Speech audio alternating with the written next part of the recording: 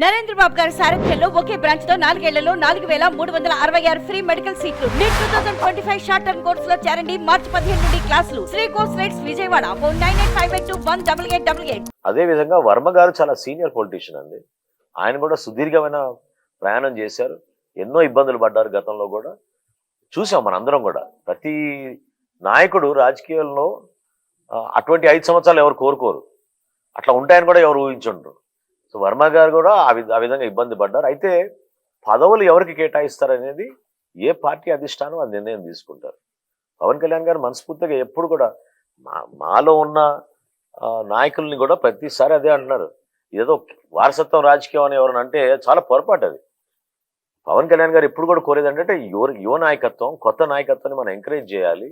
ఎంతమందికి అవకాశం ఇవ్వగలిగితే అంతమందికి ఇవ్వాలి మన అవకాశం అని ఆయన నిలబడతారు. ఆయన ఇప్పుడు చాయిస్ ఇస్తే ఆయన పదవి తీసుకోరు కానీ ఇతరులకు పదవి ఇచ్చే మనిషి ఆయన. కాబట్టి వర్మ గారి విషయంలో కూడా ఖచ్చితంగా ఆయనకి న్యాయం జరగాలి. ఆ విధంగా ఆయనగా గౌరవించుకుంటాం. ఆయన కూడా వాళ్ళ పార్టీలో ఉన్న అంతర్గత విషయం అది వాళ్ళు మాట్లాడాలి. కూటమిలో భాగస్వాములుగా ఆయన సహకరించారు. పవన్ కళ్యాణ్ గారు ఎలక్షన్ నిలబడ్డారు. మీ అందరం కూడా ఆయన గౌరవించుకుంటాం.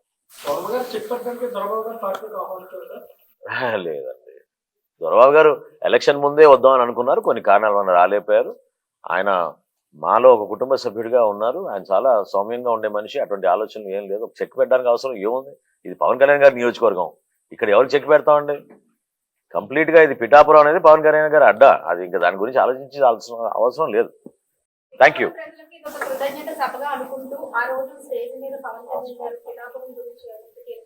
అఫ్ కోర్స్ ఇప్పటివరకు జరిగిన కొన్ని అభివృద్ధి కార్యక్రమాలు ఏ విధంగా కష్టపడి క్యాబినెట్లో కూడా కొన్ని తీర్మానాలు చేపించి ప్రత్యేకంగా శాంక్షన్ చేయించారో పిఠాపురం గురించి అవన్నీ కూడా వివరిస్తారు పవన్ కళ్యాణ్ గారు. అంటే ఎక్కువ మంది తెలియకపోవచ్చు కానీ చాలా అద్భుతమైన కార్యక్రమాలు ఈ 8 నెలల్లోనే పవన్ కళ్యాణ్ గారు ఉప ముఖ్యమంత్రిగా అయినాక పిఠాపురం శాసనసభ్యుడిగా ఆయన ఒక బాధ్యత తీసుకుని అనేక అభివృద్ధి కార్యక్రమాలు మంజూరు చేయించారు. వాటి గురించి వివరిస్తారు.